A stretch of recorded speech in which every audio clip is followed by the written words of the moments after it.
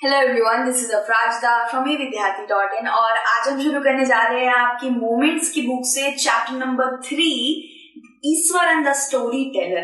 ठीक है, तो बहुत ही ज्यादा इंटरेस्टिंग सी स्टोरी है ये।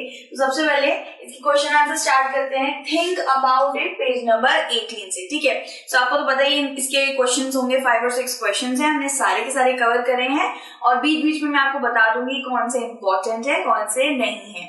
ठीक है, तो चलिए स्टार्ट करते हैं क्वेश्चन नंबर 1 से। In what ways is Ishwaran an asset to Mahendra. अब आपको तो पता है इस पूरी की पूरी स्टोरी के अंदर ईश्वरन एक नौकर का रोल निभा रहा है। वो एक तरीके से नौकर है महेंद्रन का।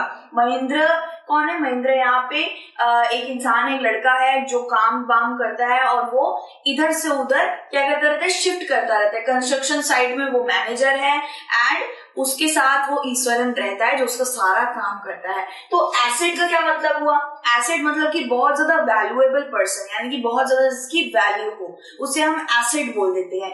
ठीक है, तो किस वे में ईश्वरन, उसका जो नौकर था, वो एक वैल्यूएबल पर्सन माना जाता था महेंद्र के लिए। सो इसका आंसर क्या होगा? ऑब्वियसली आंसर यही है कि महेंद्र खाना बहुत बढ़िया बनाता था और उसकी वो एक कुक था, खाना बनाता था, साथ साथ कपड़े भी धो देता था और जो छुटपुट काम होते हैं ना वो सारे वो कर देता था। दैट्स वाई वो बहुत यूजफुल पर्सन था। ठीक है, एंड साथ ही साथ एक चीज और बता दूं कि महेंद्र के घर में टीवी नहीं था और ईश्वरन उसके लिए एज अ टीवी काम करता था। उसे बहुत ज्यादा रोमांचक स्टोरियां सुनाता था और रात में वो लोग चिट चैट करते थे बैठ के। ठीक है, सो आंसर क्या है? आंसर हमारा Eswaran was an obedient person, बहुत ज्यादा ओबीडियंट पर्सन था। ऑब्वियसली वो नौकर था तो एक तरीके से वो कभी नौकर फील नहीं करता था कि तुम नौकर हो, बट महेंद्र के लिए वो एक तरीके से नौकर ही था, सारे काम करता था।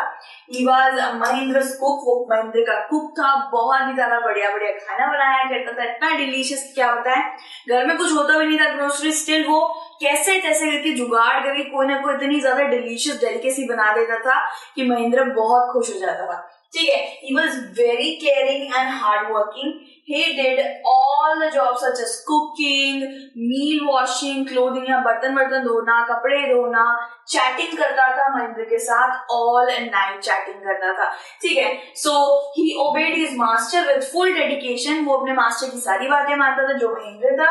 So he was an asset to Mahendra.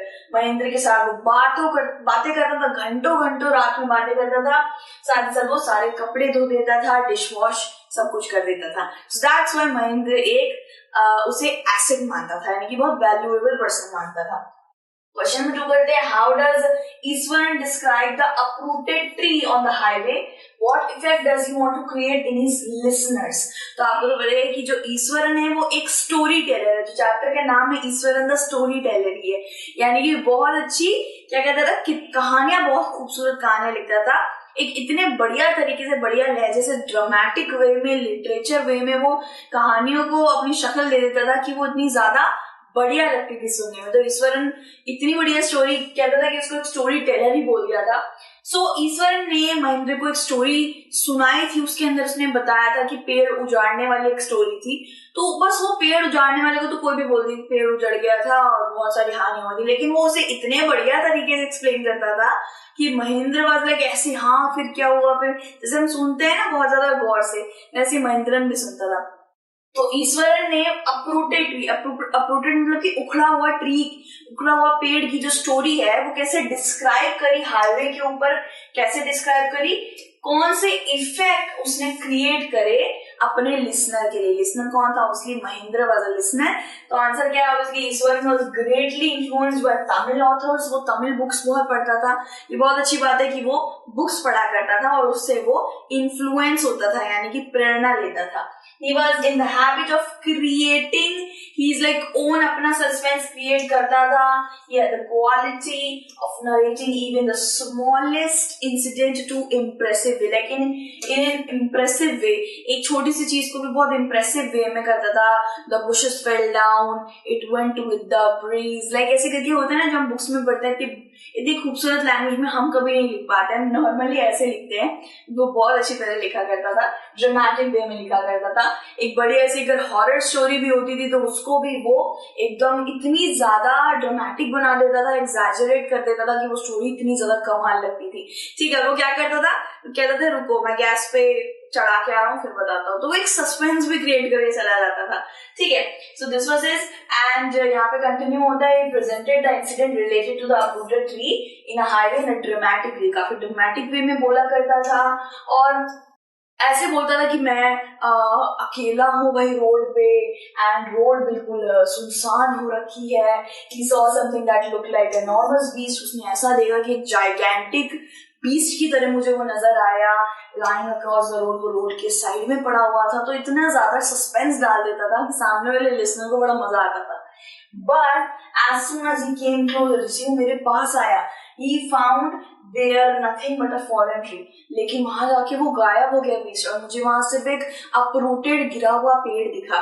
ऐसे करके बताता है, his main purpose was to create suspense and surprise। वो कभी कभी बना चढ़ा के भी बोल देता था, लेकिन वो सस्पेंस सरप्राइज सब डालना प्रेफर करता था, ठीक है। सो इस तरीके से ईश्वरन क्रिएट करता था अपनी स्टोरी के अंदर सस्पेंस एंड ड्रामेटिक तरीके से बोलता था, ठीक है। सो क्वेश्चन नंबर 3 क्या है, how does he narrate the story of the tusker, does it appear to be possible. तो बेसिकली ये क्वेश्चन शायद आपके उसमें आ सकता है, क्योंकि ये जो स्टोरी थी काफी ज्यादा इसको एक मेन प्रोमिनेंट स्टोरी का किरदार दिया गया है स्टोरी के अंदर, जो आपकी टेक्स्ट बुक के अंदर है। जो अपरूटेड ट्री वाला है इसको इतना नहीं दिया, ये वाली जो मेन स्टोरी है इसके ऊपर शायद क्वेश्चन पूछा जा सकता है, ठीक है। सो कैसे करके टस्कर कौन होता है, ऑब्वियसली बहुत से ऐसे जानवर होते हैं जिनकी टस्क होती हैं, ठीक है। तो टस्क तो एक तो एलिफेंट की भी होती है, राइनो का एक टस्क होता है, तो टस्कर यहाँ पे एलिफेंट को बोला जा रहा है जिसकी टस्क है, ठीक है। तो यहाँ पे क्या वो हाथी के दांतों को टस्क बोला जाता है। How does he narrate the story of a tusker, तो उसने एक एलिफेंट की जो स्टोरी उसके साथ घटी थी, एक्चुअली कुछ घटी नहीं थी, वो ऐसे बना चढ़ा के बोल रहा था। And does it appear to be possible, क्या वो सच में हुई थी। तो बेसिकली यहाँ पे मैं आपको एक शॉर्ट स्टोरी बता देती हूँ, स्टोरी टाइम, ठीक है। सो एक उसने ये बताया कि टिम्बर यानी कि जो लकड़ी का कारखाना टाइप था, यार्ड टाइप था, उसमें एक हाथी रहता था। हाथी पागल मस्त हो गया था, वो वहां से बाहर निकला, सबको कुचलते हुए निकला, बुशेस को कुचल दिए, पेड़ों को काट दिया, एंड देन वो एक स्कूल में घुस गया। जैसे वो स्कूल में घुसा वैसे ही सब लोग इधर उधर भागने लगे, सब लोग बच्चे क्लास में घुस गए, टीचर्स सारे टेरेस पे चले गए, और फिर इसको मतलब ईश्वरन ये बता रहा है कि मुझे आए ना देखा ना ताए देखा, मैं नीचे भागा, टीचर से एक कैन ली मैंने और उसके तीसरी फिंगर पे मैंने मार दिया और वो बीच मर गया। तो आप सोच सकते हैं एलिफेंट को कोई तीसरी फिंगर पे मारने मर जाएगा। तो इसी तरीके से स्टोरी बताया गया था, जिस सामने वाला कहता था अरे तुमने ऐसे करके मार गिरा है, सच में ऐसे करा। तो इस तरीके से सस्पेंस डालता था कि उसको सामने वाले को लगता था कि भाई पॉसिबल हो सकता है, कर भी सकता है। और फिर वो बोलता था कि अरे मेरे अंदर कुंफू जिजित्सु की आर्ट कला है, मैं तो मार ही सकता हूँ आराम से। तो इस तरीके की स्टोरी उसने बताई थी। Ishwaran narrated the story of a tusker exaggeratedly मतलब बहुत ज्यादा बढ़ा चढ़ा के किसी स्टोरी को बोलना। The tusker escape from the timber yard, tusker एक जो एलिफेंट था वो टिम्बर यार्ड से एस्केप हो गया था, भाग गया था। On bushes to wild creeper यानी कि जो घास फूस उगती है ना ग्राउंड के अंदर से, उसको क्रीपर्स बोला जाता है, ठीक है। And broke the branches at his will, अपने ही मन से वो सारी चीजें कर रहा था, ऐसा नहीं कि उसको कुछ दवा ऐसे दे दी थी जिसकी वजह से वो उसके अंदर होश नहीं था, अपने मन से कर रहा था वो सब कुछ। And elephant became uncontrollable and entered the school ground, it creates chaos there, chaos मतलब बहुत ज्यादा भूखा टाइम, केओस, इधर हड़बड़ी मचा दी थी उसने एलिफेंट ने, ठीक है। उसके बाद यहाँ पे कंटिन्यू करता है, everyone in the school try to escape, सब भागने की कोशिश कर रहे थे, कोई भी टस्कर के पास जा नहीं रहा था। In the meantime Ishwaran grabbed the cane from the teacher and उसने क्या किया, move towards the elephant, he hits third toenail and the beast collapsed. तो ये ऐसे करके बता रहा है, मैं टीचर से लिया, ऐसे करके भागते भागते गया और भाई थर्ड टोनेल पे मार दिया, ठीक है। तो ऐसे करके बता रहा है उसने ये, he claim that he used the elephant, he used the Japanese art to control the tusker, उसने टस्कर को कंट्रोल करा। But this is story seems totally impossible, totally impossible, as it is very difficult to believe that a child can control a mad elephant. तो वो बच्चा था उस वक्त में, तो वो ऐसे करके स्टोरी बताता कि भाई जिजित्सु है, मैं कंट्रोल करता था, तो इस तरीके से बताता था कि जिससे वो it seems a bit possible, उसको लगता था कि भाई ईश्वरन तो कुछ भी कर सकता है। सो इतनी बढ़िया तरीके से वो स्टोरी बताता था, सामने वाले को सुन के मजा भी आता था और वो उस पर यकीन भी कर बैठता था। ठीक है, उसके बाद क्या हमारा क्वेश्चन नंबर 4 आ जाता है, why does the author say that Ishwaran seen more than make up for the absence of a TV in Mahendra's living quarters. तो आप तो जानते हैं महेंद्र के घर में टीवी नहीं था और उसके घर में टीवी का ही एक कहते हैं ना, टीवी का ही एक भाई था, वो था ईश्वरन द स्टोरी टेलर।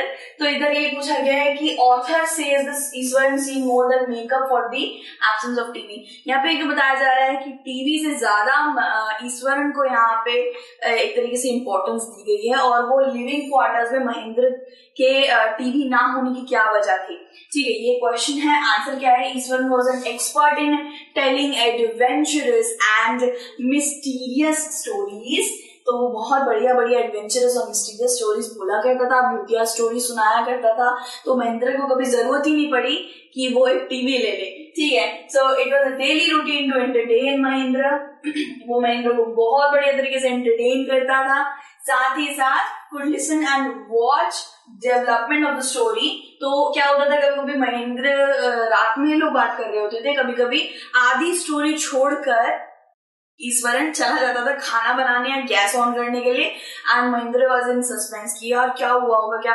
तो ये ईश्वरन की एक चाल होती थी, ट्रिक होती थी कि सामने वाले लिसनर को मैं थोड़ा सा उत्तेजित कर दूं कि मेरी स्टोरी में क्या होने वाला है। इससे पता चलता है कि वो मेरी कितनी स्टोरी सुन रहा था, कितना ज्यादा सस्पेंस में क्रिएट हुआ है। फिर अगले दिन वो स्टोरी को कंटिन्यू करता था। एक था ना हमारी भाई बाहुबली मूवी आई थी, फर्स्ट पार्ट आई थी, सेकंड पार्ट में भाई कटप्पा मतलब वो उसने किसने मारा उसको, तो वो एक सस्पेंस बैठ गया था और फिर अगली बार आई तो हमें वो सस्पेंस क्लियर आउट हो गया। तो वैसे ईश्वरन भी भाई करता था, एक छोटे छोटे सस्पेंस को क्रिएट कर देता था। ठीक है, Ishwaran seem to more than make up for the absence of a TV. तो ईश्वरन टीवी से ज्यादा उसके लिए प्रतिभाशाली रहता था, टीवी से बल्कि काफी ज्यादा बढ़िया इंपॉर्टेंस रखता था। टीवी तो क्या है, इधर उधर की देशों खबरें ये सब देगी, लेकिन सस्पेंस सरप्राइज क्रिएट करने का ईश्वरन का काम टीवी भी नहीं कर पाएगा। तो टीवी तो चला जाए तेल लेने, उसको सिर्फ ईश्वरन चाहिए था। ठीक है, उसके बाद क्या है भाई, हमारा ईश्वरन था उसके लिए स्टोरी टेलर था और उसे कभी भी टीवी की जरूरत नहीं पड़ती थी। ठीक है, उसके बाद क्या हमारा क्वेश्चन नंबर 5 है।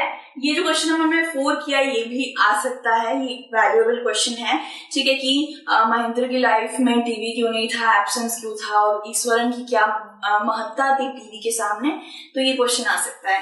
ठीक है, और फर्स्ट क्वेश्चन भी आ सकता है, वो तो आई थिंक 90% आ सकता है कि उसे एसेट क्यों मानता था। ठीक है, तो वो भी आ सकता है। महेंद्र कॉल्स ऑब्वियसली हम सारे कर ले रहे हैं, हम दोनों सारे कर ले रहे हैं, सब कुछ हो जाएगा कवर। ठीक है, डोंट वरी गाइस। तो क्वेश्चन नंबर 5 क्या है, महेंद्र कॉल्स घोस्ट और spirits a figment of the imagination.